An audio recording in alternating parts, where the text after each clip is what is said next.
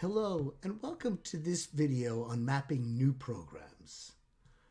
In this video we're going to talk about how you can use curriculum mapping to help design new programs. A lot of what we've talked about so far has really focused on existing programs where course outlines are already in existence, there's already availability of them, that they already have course objectives and assessment, and that there are instructors who taught the course who can provide their perceptions. And all of what we've talked about really so far applies to that. So a lot of the work is about collecting and reporting, and then hopefully using what we've collected and reported on in our outcomes maps to provide opportunities for reflection and program enhancement as a result.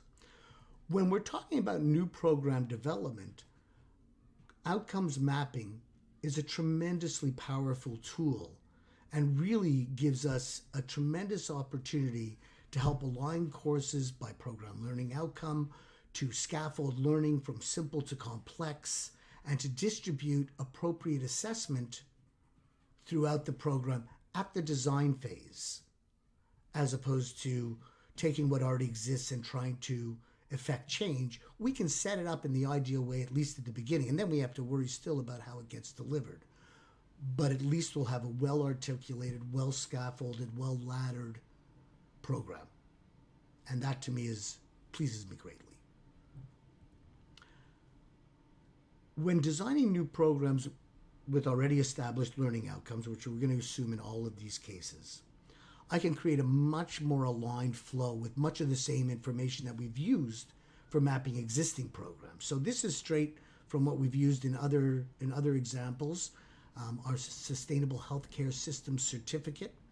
And what we can do at the forefront is really take a look at how many outcomes and at what level of expectation does each course align with. We can take a look at the distribution of the focus of whether the outcomes are addressed in each course, including and also whether they're assessed in each course. And then finally, we can look at any particular outcome and see whether it's addressed or assessed across courses. In an ideal situation where I was starting from scratch, I would also add more information about the assessment. I would want to know whether the assessment is formative or summative. If formative, it's the opportunity to practice, to shape, to get feedback, to redo, versus summative, which is really a demonstration of the actual achievement of the outcome as stated. So let me show you what my ideal curriculum map would look like. As you can see, it's very similar to the map that we've looked at just previously, but what we've added to this is that for each outcome, whether there's an assessment type, whether it's formative or whether it's summative. What you'll notice in this example is that because we've mapped outcomes at the start of the program, we can help to ensure an even distribution across courses focusing on all program outcomes. We can help ensure that each course doesn't over-focus or focus too broadly, but rather focuses perhaps on 2 learning outcomes each. And that each program learning outcome has 3 intentional points of contact: 1 unassessed, 1 assessed formatively, and 1 assessed summatively. It's worth noting in this particular example that the last course, 6200, is clearly a capstone course where most of the assessment is taking place. Most of the summative assessment is taking place. That may not always be the case, but in this case, we're lucky that we have a capstone course that's looking after the overall integration and synthesis of each of those program learning outcomes, or just about all of them. Instructors can now guide learning based on their expertise and experience, but now not just within a course-based framework, within a program framework.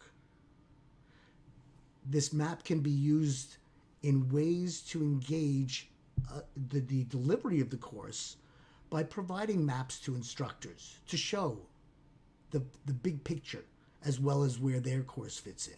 To demonstrate, to give to students, to make it available for them to use for guiding their own learning and their own skills development and outcome development. And then finally, we can use that as a calibration, an ongoing development tool in the beginning of examining how well this is playing it out in our actual delivery through retreats, meetings, and the use of other curriculum evaluation tools. This pleases me very, very, very much, and I hope it pleases you too. I hope you get the opportunity to use outcomes mapping at the beginning of a design for a new program, as well as the opportunity to use it for existing programs. It can be quite exciting and illuminative. So, after watching this video, you should be able to describe how you might use outcome mapping for new program development, and you're further going to be able to articulate strengths and weaknesses of different outcomes mapping approaches and methods.